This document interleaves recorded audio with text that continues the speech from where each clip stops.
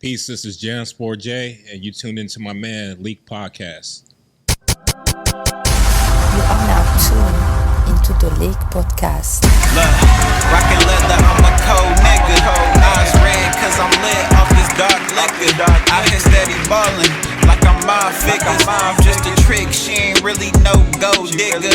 You ain't pushin' P ass gunner. Your bitch ugly like them phone runners. I don't kick it with no newcomers. And shout out to the ones who show they true colors. Put the pain in the crib of the Last Supper. Postmates on the way, I'm watching PGA. Baby said she coming too, what's your ETA? Original player, hey, what's up, like EDF say? I came to talk my shit, I got time today. Smooth killer snow, in full effect. I lick my lips, her pussy wet. Designer wallets and designer pets. Fans ask Snow, why you ain't made it yet? Dick riding ain't my hobby. I got a concierge in my lobby. A temple's on my feet like I'm Scotty. I let my girl drive the coupe, I'm riding shoddy. I be coolin', I ain't tryna bother nobody. Sports cars parked outside, this the fast life. I like fast money, she the fast type. I'm just coolin'. Yeah, she the fast type. My girl whip today. She the fast type. I'm into assets, clearing up bad debts. You ain't tryna elevate, I bounce like a bad check. I can't have no bad vibes chillin' on the deck. Tell my niggas quit the bitchin' cause we up next. So vegan every time I land up in Houston. The shit you niggas dropping bad for the air pollution. The internet got these niggas living in illusion. She paid me, I gave a game, that's my contribution. How far can we take it? My city think I made it. When you on your shit, these girls get X-rated. She calling me her favorite. She gave a number, I ain't save it. Shit, you know how players play it. Can't let these bitches be your downfall. The way we grind, shit, we gon' for show ball. Just to shine like this, you gon' for show crawl. Doubt, pain, betrayal, I done felt it all. Same number, same nigga every time you call. Snow. Ladies and gentlemen, you're now tuned in to the hottest podcast on the internet. Yeah, straight up. Don't get it twisted, get it right. The vibes is here today. The best part about today's episode is that we get to see laps. You get me? There's laps going on over here. Last time we had our guest on the show, I remember having this feeling when we were in the beginning stages of the pod.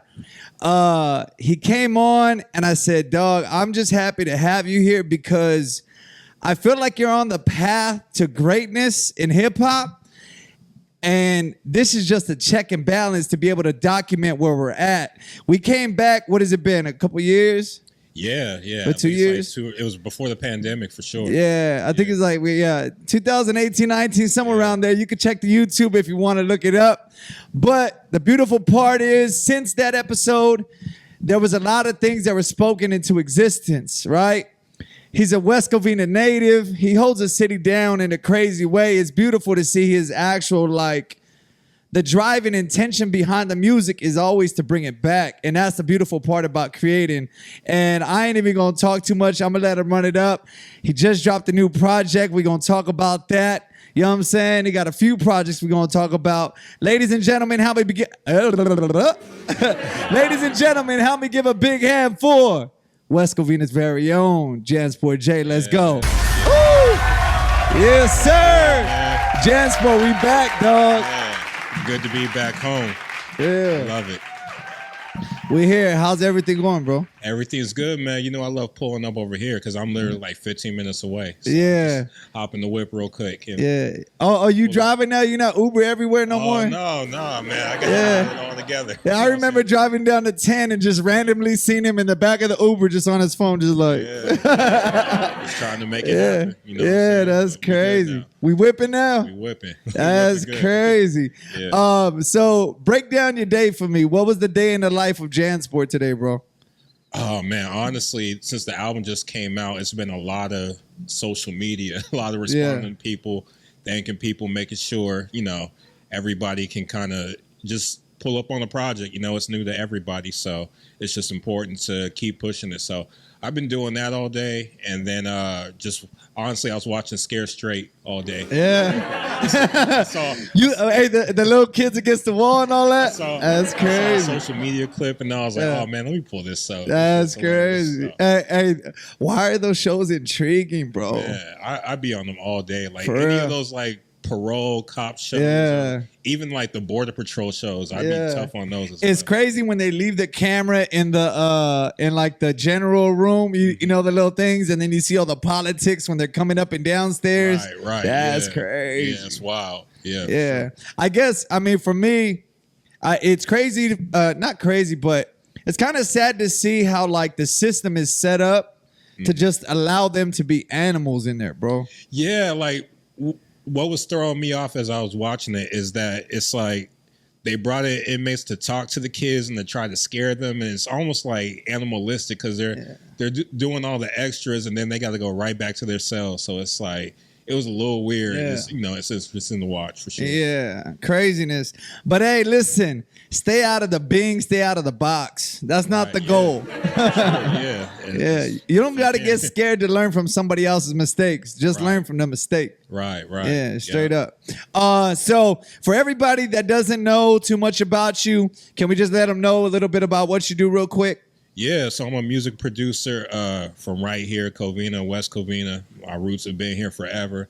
I DJ as well. I've produced for artists like Nas, Benny the Butcher, The Game, a bunch of people. I work closely with Hit Boy as well. So just try and help out wherever I can. You know, just hip hop has been so important to me. So just having the opportunity to play any kind of role in this is a blessing, really. Yeah, and just watching from a distance, bro. You're a quiet worker. Your work speaks for itself. You're not really on the internet doing all the antics, right? Yeah. So, I mean, I know you working. You have your little cook-up sessions that you post from the side view with the little pictures in the back, right? Yeah. You know, the little cook-up station. So I know Jansport's always working. And then I go on the internet and I see Benny the Butcher going off. Oh, yeah. And then you hear Jansport J. Hey, yo, listen. I said Jansport just made some noise real quick. Yeah, man, that's Did you feel homie. the internet after that? Yeah, for sure. yeah. Especially when are you talking about when he did the performance? Yeah. Because then, I mean, I seen the performance, and then after It was Joe like him Joe and Bud, Carly. Joe Budden was like going crazy, head nodding. That clip went off crazy. Yeah. There's a bunch of little clips, and your drop is right in the beginning. You get me? So Right. Yeah. It's just that type of stuff is gratifying because, like you said, I don't like doing the extras and Yeah. talking too much about That's your the work that I speaking do. for itself. But when it speaks for itself and people speak for you or speak on your name, like that's the best way to kind of go about it. You know what I'm saying? So every time something like that happens, from the Joe Budden podcast to even when Benny was doing the title concert, shouting me out, and Hit Boy recently with, you know, Bootleg Kev, all that kind of just feeds into the career that I've had. You know what I'm saying? Kind of being the underdog to people and seeing, you know, the fruits of the labor now. just to recap from when we interviewed last time to now, what has changed for Jansport J? Man, I think last time I was up here, well, first of all, I had my locks. So Yeah, those are- yeah. And I was still, I was doing everything I was doing musically, but I was still working my 9 to 5. So I'm full-time music, tour here and there outside of the pandemic. And just have been able to work with more artists. I mean, the biggest thing is working with Nas. Like that's been the craziest thing that's happened since the last time. And like really working with him, not on some like you send some beats in and some, you know, it happened. But like, Yeah, with the whole Hit Boy cook-up sessions, being around all that, you guys got to just sit in it. sit and like really talk with the OG and really kind of just watch his genius. And I have such a greater appreciation for him because, you know, like a perfect example is we was in the studio. I think he had recorded some stuff, and then we're just in there chopping it up. And I finally had my opportunity to really ask some questions. So I started asking about, you know, early New York hip hop, and, you know, we kind of started getting into what was going on during the Death Row era. Yeah. And he's literally telling us the whole story. And then maybe a week later, I pull up to the studio and Hit Boy's like, yo, you gotta listen to this. And it's Death Row East. But I learned from that, it's like this man really has conversations and the turns music them into comes from- music. Yeah. Yeah. So it's like everything that he's writing is from inspiration, is from like soaking up Yeah. game. And for him to be doing that, I want to say he's like 48 or something like that. And you already certified top 3 of all time. Yeah. And still You just could a song. chill. Yeah, but Nah. he's on go mode right now, and That's it's fire. just inspiring to see. What's one of the biggest nuggets you learned in that season from him or from the sessions or whatever? Yeah. I mean, I learned a lot. Just give me one. I would say just the attention to detail. You know, he'll lay a verse and he might come back and switch 2 or 3 lines like a couple weeks later. But just that attention to detail. And even when we were first getting started on the first album, he had a couple records. He didn't have an album title yet. And he's just writing on this notepad. And he's got like just different words all over the place. So it said like Pristine Jewelers, and then he wanted to switch that to another one. But then in the middle of that, he wrote King's Disease. And he's like, the shit that cure your soul or whatever. So he's literally writing down his ideas that become like King's Disease, the album. So, but just that attention to detail of him, like, being able to tell the story and all that is involved in the rollout, the look. It's not just a song or a bar. Yeah, no, it's so much. It's heavier for him, and to watch him work with Hit, because Hit Boy is just, he's able to bring people in that room and to get them to trust him. You know what I'm saying? Everybody play their position. So he's the general of what's going on. Somebody come, like when Nas came in the room and I was there, Nas already knew I was solid, because it's like, you here with Hit. So, all right, we all cooking up. This is what we doing. So, you know, just watching that process it informs a lot of what I do now. Yeah. So. It's tight because seeing a lot of artists go cook up with Hit Boy and what you guys are doing on that side, it's almost like when artists go do projects with Kanye, I feel like you're almost like you know what to expect, kind of. You're expecting Kanye, you get me, just to do him, and then you're featured on his stuff. With the artists that are going in with Hit Boy, it's almost like he's this new charge of energy and life that he's just pumping into artists. So they're not just going to him for like the Hit Boy sound and just to get that. He's literally like bearing good fruit. He's not emailing it. You got to pull up the chalice. Yeah. You got to soak in the vibes that he's playing. It feels like that. It sounds like that. Yeah. I mean, we from the same era, so we came up on Rockefeller, Baseline Studios, all that. So no matter what the sound is now, we incorporate that feeling of like building with an artist from the ground up. And even like when we did Moments, like we was working on that record and it felt like We Major all over again to us, like a new version of We Major. So with that informed like how I wanted to add the drums to it and all that kind of stuff. And without Nas knowing, on the song he says third verse and I knew what to write. He's referencing We Major on that, but it's because it had that feel, because me and Hit and G-Ry and everybody that's, you know, involved over there, we just like hip hop nerds, and we study what people were doing.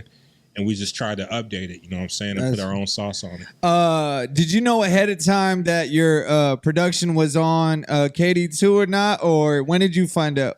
Yeah, well, so I was on KD1, and then we had like a sample clearance issue. Yeah. So I've always kind of been somewhat involved in the session. So, but the actual clearance, you didn't end up making it on one. On one, okay. And then honestly, because of the sample clearance, because of the sample, and to keep it a buck, I wasn't that excited about. Yeah, but that's the one that got the Grammy. Yeah, but I was like, the beat wasn't my favorite, and I was like, man, I'm gonna be the weak Nas beat on this album, and then it's gonna be the same narrative of Nas. So it worked out perfectly because I'm about the music first. So product for KD2 to happen, and I knew right away that I was on it just because of the way we cooking. We work on it, and Moments was a special record, and then even though Phony Love, Hit Boy, he had a reference already, but he wanted me to re-chop it and try some different things with it. So we did that, and then I took the record, or we both took the record over to Brian Alexander Morgan, which was like a fan out moment for me because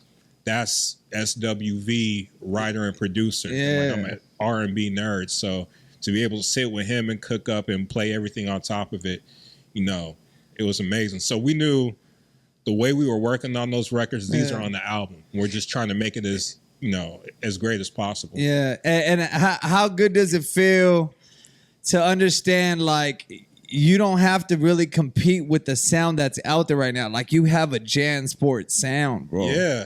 It's how liberating is that? Like, you don't feel like you're in like competition per se in the studio. Like, if anything, I've turned into a specialist to where it's like, if Hit or whoever it is, if they know they need a soulful record or something, they need to reference some kind of old school, like, man, we want to sample something, but it's like, call up JanSport, the encyclopedia. You know? And, you know, that's do what fire. I do. But, you know, it took 13 years to get to that point because, you know, it's just staying true to my sound and staying out the way and doing what I do to the point that people respect it. So it's like, man, if it's soulful, you kind of look goofy not having me involved at some point. On 626 Day, we had an event here at the house, and we had a bunch of people from the city come and give you your flowers, bro. And it's beautiful to see the people get behind you that you know, ain't artists. They're just the listeners. They're the people you grew up with. They're the people in the city that see everything you're doing, right? Being here and being able to receive stuff like that, for me, that's everything, bro. You get me? Because I feel like there was a season where the city was kind of like hot, right? And then it kind of went just vacant with artists. It was just kind of open. Everybody kind of living life, growing up, did all that good stuff. And now I feel like it's here again. It's here right now. You feel me? You're here right now. Because you're doing it in a big way, the city's on a map right now, bro. Yeah, man. I mean, this place is important to me. I was just thinking when I was pulling up here, I was like, man, I went to middle school right down the street. My pops grew up right over here. My grandmother lived off of Temple and Shadow Oak. And you know what I'm saying? Like, it's real roots here. Like you said, like, even having the, you know, the celebration over here, and it's real people. It's like the homies from St. Stephen's Baptist Church, you know what I'm saying? And D. Will, who's cut my hair since I was 14. It's real roots here. And it's just important for me to represent the area that's given me so much. And because I know it's other kids out here just like me that probably want to get into the music.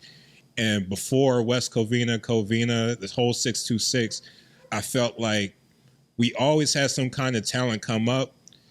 And then they started repping LA super hard. It's a weird thing. Like, you could go out of town and do that. But they choose the county over the city. And I'm just like, man, I'm not, you know, family in LA and everything, but I'm from the Cove. Like, I can't deny that. And it's one of those things that, you know, when me and Hard Work were coming up, we used to have this joke where it's like we would pull up to all the LA, you know, hip hop conferences and stuff, and we say we was from West Covina, and everybody got a cousin or they had an ex-girlfriend. Everybody been through here, so it's like, you know where it's at. So we just started rapping. Stop playing. You know where the city at. Right off the tip.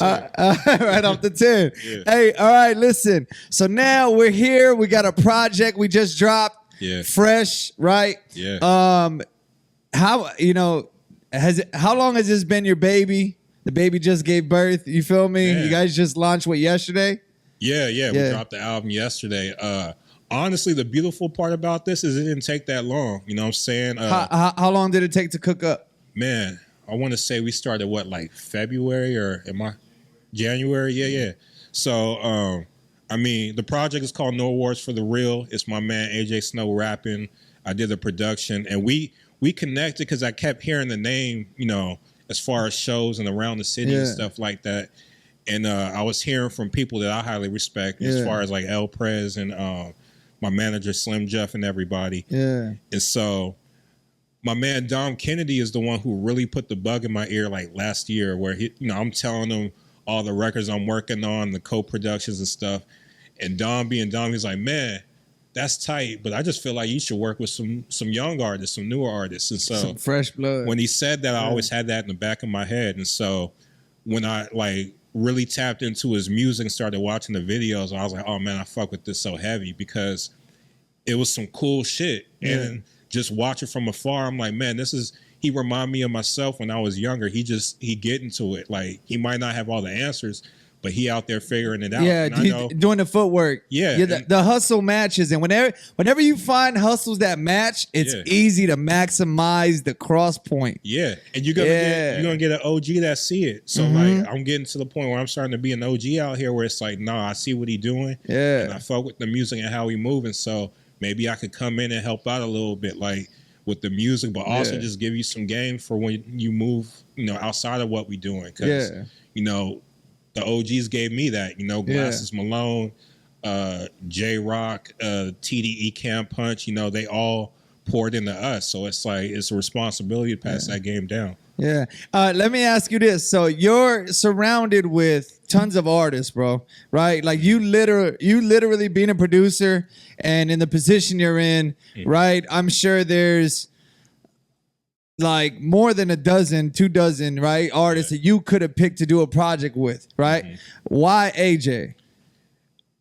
With AJ, it was like a challenge for me. I was hearing what he was doing. Yeah. And I'm just generally a fan of like that player sound, like just all that cool shit. Yeah. And for me, it was like, man, it was a challenge of like, how can I take what I'm already doing and give him some of that, but also like production wise start going a little left and trying out some newer things like we did with Made by OGs and 83 El Camino.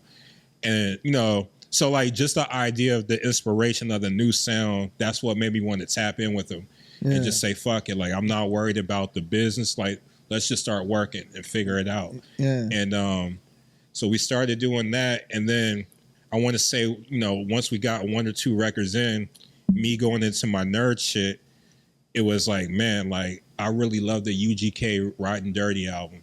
So like, that was inspiration production wise. Cause like when I hear him and when I see him, I get like a Pimp C feel. Not the same tone. Where my powder at? Yeah, but this a cool nigga talking shit. Let me slap a bitch real quick. And it was also the challenge where, everything right now is, is trapped out or is super like soulful lo-fi. Yeah. And I'm like, man, I'm not hearing like what Pimp C and Bun B was doing with like, maybe it's not so much 808s, it's an actual bass guitar. And it's like a lot more going on with it. So it was all a challenge for me production wise. And once I had that challenge, that's when I'm all the way in. Production, like how'd you guys pick production? Were you like, this is what we're doing from the tape?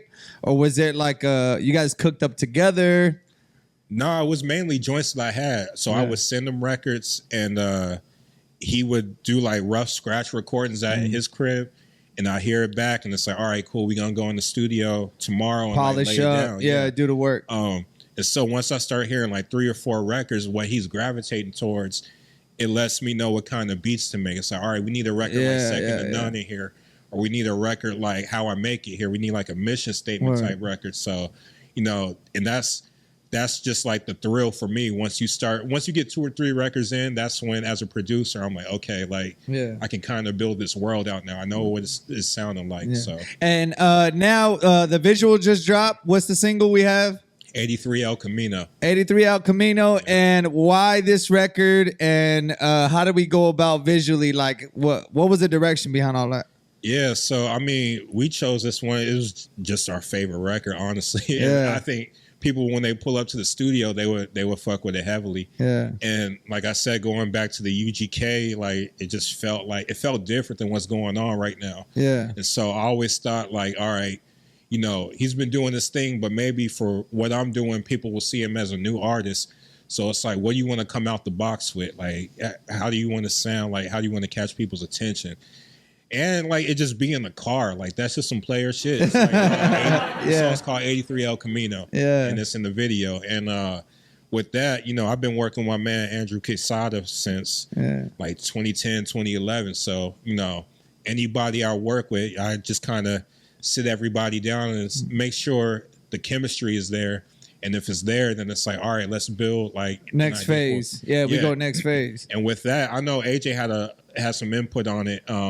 But also, I'm like a huge fan of like letting Andrew do his thing as a director. You know what I'm saying? Like if if I'm the producer, I don't want too many people telling me how to produce a Yeah, record. let me be great. Right. So I might tell him what the inspiration behind the record was, but I'm gonna let him do what he does. And he'll present that to us, and 9 times out of 10 is fire. Maybe it's all right. We should. I've had to learn how to like take the handle off. I had to take my hands off of everything. Yeah, man. And I learned when you allow people to be great, it's so much more beautiful. Like it's well rounded. You get me? Because if you're trying to do everything, you're not gonna. I personally feel like you're not gonna be great at nothing. And my mission is to be like a great music producer. I'm not trying to be like an okay music director, visual type person. That's not what God gave me. You know what I'm saying? I can give some input, but it's like, man, you care as much about visuals as I care about this music. So I'm gonna get out the way and let you do what you do. Yes. And so with you being somewhat of an introvert on the internet, right?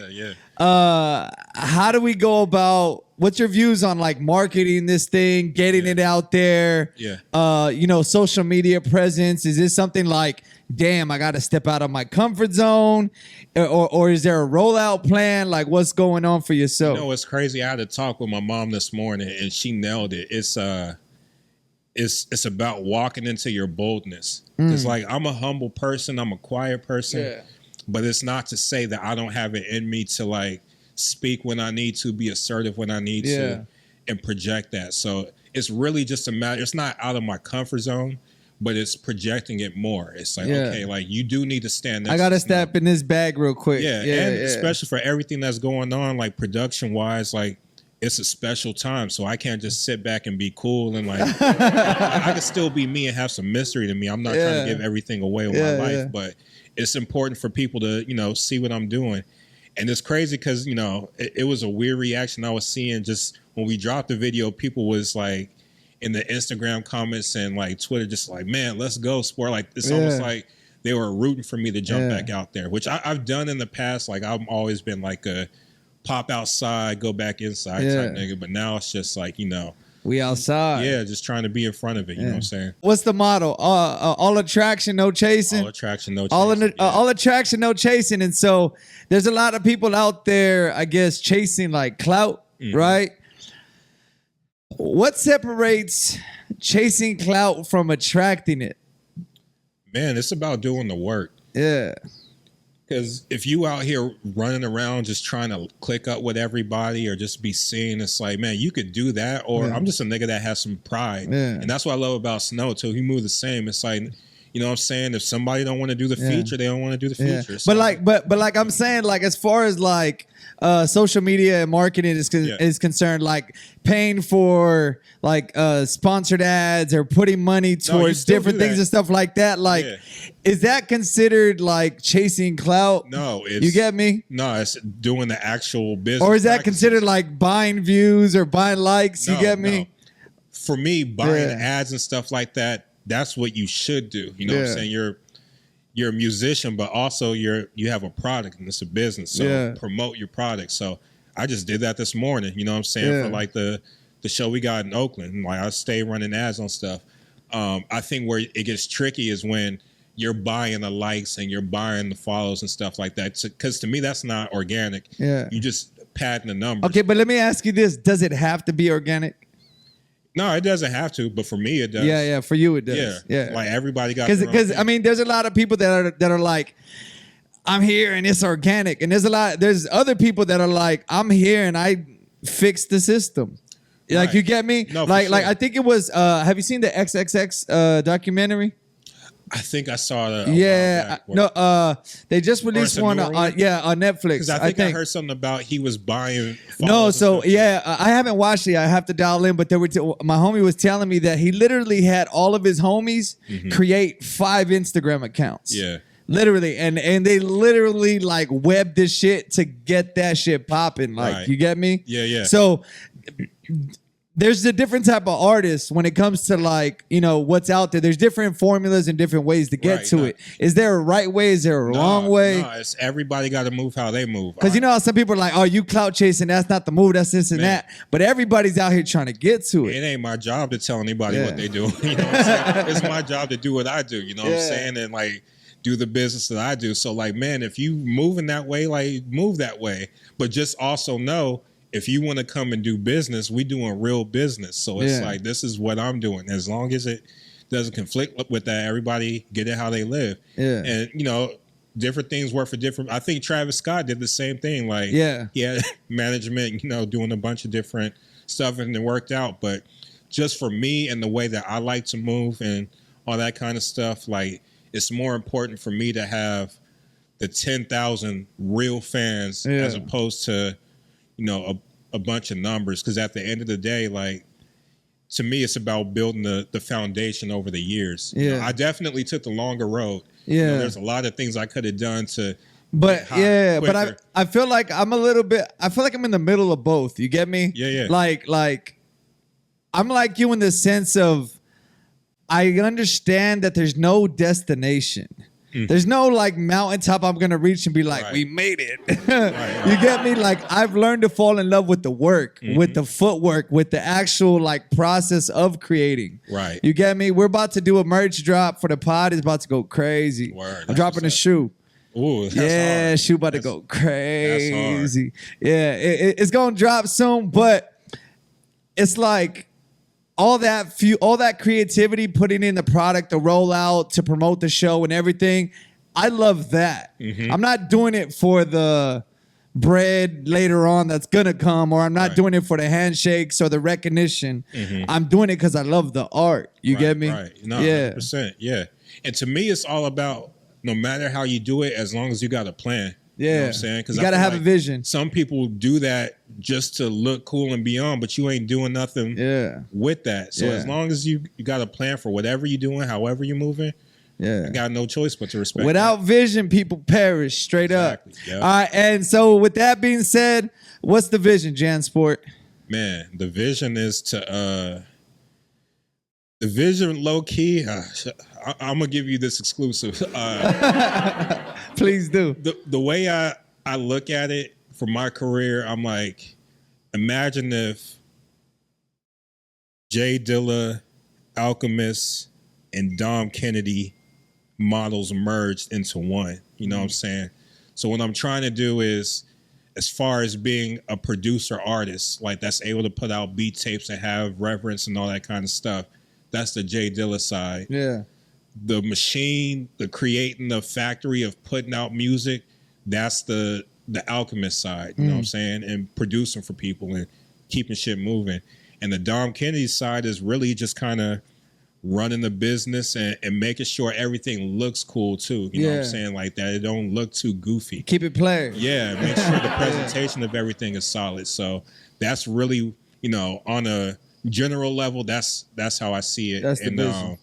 Just being, you know, more than a producer, I'm learning that I have different passions. You know what I'm saying? Like I love DJing, I love producing, I love making my hats right now. You know what I'm saying? Yeah. Just tapping into the things that I don't mind doing and figuring out how to make it, you know, a business for myself, because I have no ties to anybody. I don't have no record deal, no pub deal, like none of that. So I'm in a blessed position to where, I mean, it's a lot of work, but since I got this freedom and I have like this interesting career where I'm here in the code, but I got a fan base in Japan. I got to create a new lane. So that's really the vision right now. It's like having that model and just doing the work and seeing how far it takes. Figuring it out. Yeah, I think that's interesting too. I think for anybody, any artist, not just producer, rapper, you know, whatever lane you're in, figuring out your ecosystem is a big thing. Yeah. Like that's what you need to have the vision for. To figure out how to survive off of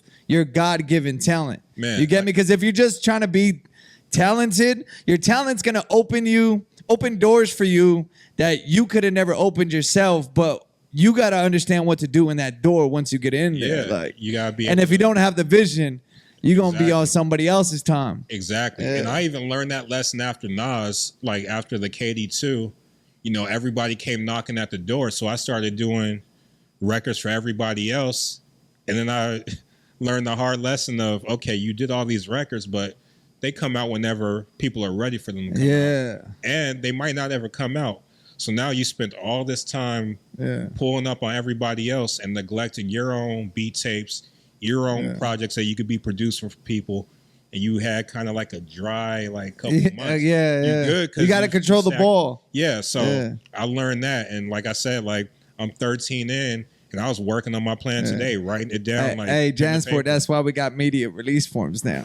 Yeah, exactly. I got to control the ball. But that's what I'm saying. When I saw that, like, that's me knowing that you handling business and leveling up, because you can't run it the same way you did 3 years ago. Yeah, you know I'm not trying to. You get me? And I feel like once I figured out my formula here, like, it's like the goal in this is to make this an operating business, like where there's actual employees here. Right. You get me? And like running the shit on a high level. So in order for that to happen, like I think growing up, I always seen people with really nice cars, and that shit was just clean as hell.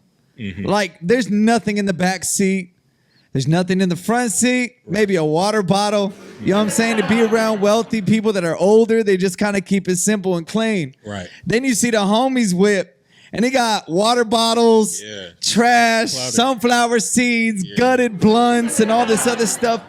And it kind of taught me, like, if you want to have nice things, you got to keep your shit together. Right. You got to move like you got it already. You got it. That's what I'm saying. Yeah, bro. It's important to have that, like, if you're not faithful in the little, you're not going to get a lot. Right. Yeah. My mom gave me some game as I'm figuring things out. She was like, I don't have any kids or anything like that. I got my girl. But she was like, man, work like you got the family to provide for now. Yeah, like, straight up. Planning on doing that. So, like, don't wait till they're here to have to tell people, man, I got a family to feed. It's like, no, work like that right now. You know what I'm saying? Yeah. So, like, that's all, even more testament to, like, move like you got it. You know what I'm saying? Straight up. That's important. And real quick, let's chop it up about the merch. The hats you got out. What are we pushing right now? How many hats you got out? Yeah, so I've done two. So, I did the truckers like last year. So we did the all attraction, no chasing truckers. And why hats, not tees? You know what's funny is I get overwhelmed by merchandise when it comes to how particular you have to be and all that kind of stuff. And it was like holding up a lot of execution. And so I always say, I was like, man, I don't want a clothing line. I'm not that type of person, because I don't want to commit that much to a clothing line like I would music. But I was like, man, what do you actually like? I love hats. You always gonna see me in a hat. Like, I got hat collection and stuff. Straight up. So it's like, man, I would just love to rock my own stuff. And so just getting started, you know what I'm saying? And not having, the expertise, but it's like, man, I know what kind of quality I like. So let me just go ahead and get this brand. And you're giving them Jansport. Yeah, you know what I'm saying? And it's cool because I'm just getting started. It's not all the way where I envisioned it at, but it's like, you got to get started. So that's how it's like the, it's crazy, bro. There's a Bart Simpson character from like the first episode, first season. And then it's split screened with like the up-to-date version. Yeah. You started transforming. Like you got to drop. Yeah. If it's never gonna be perfect. Nah. Perfect is the enemy of good. Yeah. Say that again. Perfect is the enemy of good. You won't get shit done if you're trying to make it perfect. But to me, like, whether it's music or hats or whatever it is, it's about capturing moments in time. So it's like, you could the music can always be better. You're gonna sit there forever. Yeah. Things can always be better, but it's like, man, every drop is a time capsule. Yeah, is it good enough? Would you stand by this? Put that out and go on to the next idea, because now you learning from the process that you just went through. How many good ideas have you held on to? Not too many to keep it a buck. I'm one of those people. I'm gonna get it out. There's like an album or two that I've done that didn't come out, but I'm okay with them not coming out. But I'm one of those people. I don't like sitting on ideas. Like, my man he really put me on the idea of creative real estate. So it's just about doing a bunch of dope shit and letting it live out in the world and let people catch up to what you're doing instead of trying to do the one perfect thing. Straight up. So whether it's like my beat tapes, the co-production, whatever, the hats, it's a reason to constantly stay in front of people instead of what I feel like is thirsty and clout chasing, just always just trying to, have attention with nothing new going on. You know what I'm saying? I like popping up when it's like, all right, I got this going on, or I got that, or this is what's happening. That's how I feel like. With this, my thing is in creating, anything else I create outside of this, for me, has to tie back into this. Right, yeah. You get me? As long as it is the center of it. So anything else that I do, I just don't want to be putting my hands in a bunch of places for no reason. Right. If we're going to create stuff around this, it has to come back. Especially when you on the come up with the main thing. Yeah. And that's how I move, where it's like, I don't want to do 20 million ideas because I know I got to get great at this. And if I get great at this, I'm going to be able to do a lot of shit. Yeah. But get great at this and make sure you get your main, source of income at wherever you want it. And then start playing around with different ideas because then you got the bread. You're like, oh, let me try this out. Yeah, that's what I'm saying. Right now, like, I did the sweater, the hoodie drop, but the shoe drop about to go crazy. Word. Color scheme is crazy. We're flipping the insoles. Man, I need a 14. I don't know if you do. You 14 for real? 14. That's crazy. Hey, you used to have to order off East Bay? Man, mostly when I was growing up, mostly it was like, look, just order something out the magazine, or just pull up to the store and be like, man, what you got in the 14? They bring it out. That's what you're getting. Yeah, you know what I'm saying? That's crazy. So, you all, was it like 18 you were at 14, or how young were you at 14? So it was like seventh grade, I went from a 9 to a 12. In 8th grade, I went from like a 12 to a 14. And I was always a taller kid. Yeah. And I hooped. So like my coaches saw what was going on and they was like, oh no, he about to go crazy. He about to be like 6'8", 6'9". Yeah. Like, we're gonna put him at the 4. That's crazy. I hit 6'2", but it is what it is. That's tight. Yeah. Hey, real quick, on some internet news, real quick, Joe Budden posted a tweet today asking, he brought up the conversation if Good Kid, Mad City was a better album than Machiavelli. Wow. I can't even compare them. They're two different things. For real? They two different things. Well, I could say I would probably prefer Machiavelli, but Good Kid, Mad City is so important because it's the world's introduction to an iconic artist. Yeah. And I think that happens a lot where we it's an amazing album, but we will put that up in the stratosphere because it's our introduction to somebody. And a lot of times for me, like, I'm always a dude that likes the second album. Like, Love-O-Matic, it was written as my joint. You know what I'm saying? Yeah. Like, Little Brother, I love the Minstrel Show album, you know? So, but I would say, like, that Machiavelli, when that hit, because I was like 10 years old when that album came out. So you remember that shit? I remember all that. Like, when Pac died, we had a Tupac VHS tape. So back then it was like anything that was coming on the news, my mom would yell, go get the tape. And like we would record, because it'd be like, oh, coming up next. And like you would record the news stories on what happened with Tupac or Big and all that kind of stuff. And Tupac was my hero coming up. So I'm probably a little biased too. Yeah. But do you think Tupac is OD now? Like to the point where like I don't think now. I think there was, I would say like maybe 15 years ago was the height of it. And I think now it's out of control right now though, bro. Cause like you got TikTok people just they're not even Tupac fans, but they're making Tupac out of salt on a table just to look cool. Or like they have like on the street corners, they're like, you got some Mexican dudes selling big old life-size posters of Tupac just because they know it's gonna sell. But he's one of those dudes though. Like he's literally Bob Marley, James Dean, like you know them niggas that are just iconic images forever. Pac is one of those people. He was one of those people when he was. You don't think they're overdoing it now? Because I saw it. Like, and I sound like the old head now, but it's like the legend of Tupac. Everything that was it was real. I remember my sister. This was like 94, 95. I'm like 8 years old. But she went to the Soul Train Awards and she came back. She was like, we saw Tupac. He came and sat down real quick and he left. Like niggas was talking about Pac like that when he was alive. So he's just one of those people. Like it's always going to be like that with him. I mean, I rock with his music, but when it was like the whole Biggie and Tupac thing, I was a Biggie fan.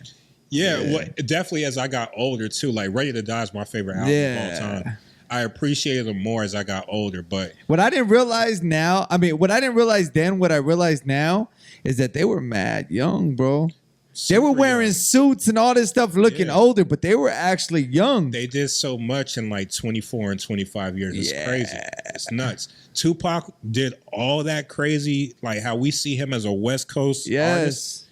That shit, imagine if somebody popped up the end of 2020 and had a little run and died, and they're a West Coast legend. Like, Pac Souped came it out up of jail quick. like 95, and he got busy, and he put in so much work, and he was really in the soil out here that we loved him. Like, he was a West Coast dude to us. But I feel like there's a personality that fits that mold. Like Kanye's another one. Yeah. Like listen, it took me 6 months to a year to find myself. And once I found myself, prior to me finding myself, I just listened to everybody. If they said go left, I went left. If they said go right, I went right. If they said cool out, I cooled out. You feel me? I just listened because I just didn't want to mess up. Mm-hmm. Once I found myself and I had my moment with God, and he said, this world is more yours than anybody else, and whatever you want, you can have. You just got to go get it. Right. Oh, I said, it's over. Yeah. It's over. Real. Straight up, because it's like, I'm here to be vocal. I'm here to speak it. If I don't open it up, if I don't open up that conversation to get what I need, it's never going to come. Yeah. No, I believe that desire is divine. So whatever it is. Explain that. Whatever's in your spirit that you really, like you saying, like, man, I'm here to make noise. Yeah. The way you was talking, and I could feel that energy. That's you, but that's not just you. Yeah. That's in you. You know what I'm saying? And the way I feel when I talk about music and all that, like, that's been in me since I was like 4 or 5 years old. You know what I'm saying? So, like, I feel like the things that we feel strongest about that are our passions is not just merely because we took a liking to something. And that's me. That's from a spiritual you know, standpoint. I know everybody doesn't have that, but that's just what I stand on. And so, like you said, I believe that where it's like when you get that confirmation, it's on top of it being your passion, it's a responsibility now. Straight it's a up. responsibility to go get it. It ain't just like, man, I want to. It's like, no, you have to go get it because it ain't about just you getting it either. It's about the people around you seeing you get it. Like how we was talking about all the West Covina shit. Like, for as much as I love doing what I'm doing, I know it's about more than me. It's some 13, 14 year old out here that's watching me that's gonna go crazier. That's gonna go crazy. But it's like I got to do the work. You know what I'm saying? So that's what it is. For me, it's like I had the epiphany. I can't forget it. Right. I've had my moment. Exactly. I seen it. I seen the vision so clear, and I know it's just about the footwork. Our first episode that we had together, I remember we were just getting started and all this, and I say, doing this is cool. The hard part is doing it consistently. Yeah. And keep it a buck. And like now I feel so much more comfortable talking about it. But like that scenario, when I was up here last time, I'm at Chalice doing all my studio work. Yeah. I'm working, not a 9 to 5. I was getting up every day at 4:15 to go to downtown LA to work at a law firm to do audio visual. And I took that shift because I knew I could get out. Like it was like 6 to 3. And at 3 o'clock, I might catch a nap and then run to the studio or do whatever I needed to do. The whip situation was bad at the time. Suspended L's. I'm doing Ubers and all that. But it was like, this is what I got to do. It ain't like nowhere. Like I know what I'm supposed to do. And God is making the way. Like the records are happening. So it's like, you just got to keep doing it. And you know what I'm saying? Like the pandemic hit and I still had the job, but I was working from home. And when they laid me off, that's right when my music bread was boosted. And so I was cool with my boss. And so he called me with the HR person that was super formal and blah, blah, blah. And I'm just laughing on the phone. I was like, bro, I'm the happiest person y'all ever laid off. Because to keep it a buck, you know, the music money was like passing up the job money. But knowing me, I probably still would have stayed there just for security. Just to be like, all right, well, I still double up. And like double. But I just felt the calling where it's like, man, I can't split my efforts right now. You can't be in the studio with Nas and take that as like, well, I can still work my job. Like, like even that's culture shock. Well, and it's a responsibility. Like, that's what I would say in the studio with Hit. It's like, man, when we got one of the greatest of all time, we got to make sure, and he already knows because he's doing the whole shit. I'm just helping out here and there. But it's like, we have the responsibility to make sure the OG, one of the greatest of all time, is not only maintaining his shit, but is elevating what he's doing and inspiring him. Yeah. So yeah, that's that new life y'all giving him. Yeah. All right, and then let's see. Hey, I want to talk about the weather that happened today, bro. Did you? What city was you in today? You was on this I was side, at the crib, yeah. bro. You heard all the lightning and all that Oh, stuff yeah, going yeah. off crazy. Yeah. So in Pico, they had 100. Wow. No, they had 100 lightning strikes that actually hit, and a lady died today with her 2 dogs. It's crazy, man. Yeah, I read that story. It's Yeah. nuts. It's crazy. It's wild because LA don't have weather like this. Like when I stepped outside, because I was running my errands too, but I was like, this is North Carolina weather. This is Texas weather. I was like, this Hawaii. That's what I say. And It's you- that tropical shit. And you know how we are out here, like it's earthquake weather. yeah, So, like, yeah. Once shit start acting up, Yeah. it's like, oh man, like it's about to, you know what I'm saying? get Today ready was for weird as hell. Today was Yeah. weird as hell. That the lightning struck, it went crazy raining, and then it got hot. Yeah. This weather's been doing that lately. Hopefully, we don't have no crazy. Yeah, it's earthquake weather Earthquake. for sure. Yeah. So Have you you have any remembrance of like earthquake oh, man, growing up? I was 8 when Northridge happened. Yeah. So with that quake, I just remember being thrown out of my bed and running to my parents' room and like, and I think there was like a pool. Like we were in an apartment, so there was like the community pool. I remember just seeing that shit just like Shaking. going crazy, like the water all over the place. So I remember being in kindergarten one time, driving up to get dropped off. And shit started shaking, and we went right back, like we Yeah. dipped out. yeah, and there was at my old job, there was an earthquake. Like I came in on a Saturday just to, you know, fuck around, get some overtime or something like that. And we're like, it's the skyscrapers in LA. Yeah. So like we're on like the 50th floor. Oh, that's not So good. it Yeah. starts shaking, and I learned that building was on rollers. So it's just like rolling and shaking for like a good 30 minutes. And I'm like, man, I'm not fucking with nothing. Yeah. It's like- So you don't rock with earthquakes? I mean, I'll take it over all the other, like, All the other, I like earthquakes tornadoes 'cause and you're shit. You're not expecting it. It ain't no anxiety. You just kind of go through it. Yeah. You just go to the doorway and hope it don't get crazy. Keep it steady. Keep Yeah, it sturdy you- for a little you know bit. how it is. Like yeah. the first day, you just kind of sit there. Wait. You're like, all right. You gotta feel like, yo, is shit actually? Shit shaking. Yeah, Yeah. and what you doing is like, all right, are we here or are we turning up? Because like, you know, it'll be like, and then it'll get crazy. Yeah. Like, it's a big one, but for the most part, just be those small tremors and Yeah. earthquake veterans. So I'll take that any day over the tornadoes or hurricanes. Like, no, All that other shit. coming, I'm cool. Yeah, that's crazy. What's it called? Where can everybody find you?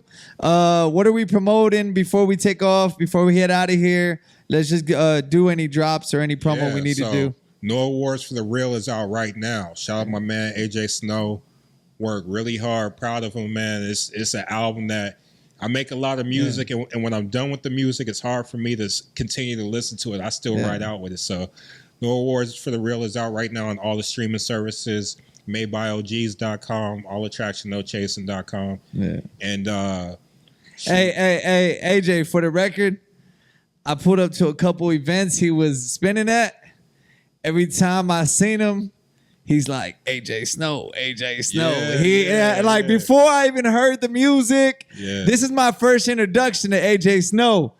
Like every time we link, we chopped it up, politic, whatever, what's popping, what's new. He's like, AJ Snow, he pushing it. So, I mean, and coming from Jansport, I had to respect it. You get me? Before I even met you, I respected the music. And now hearing the project and hearing what's going on, I'm like, there's a pocket.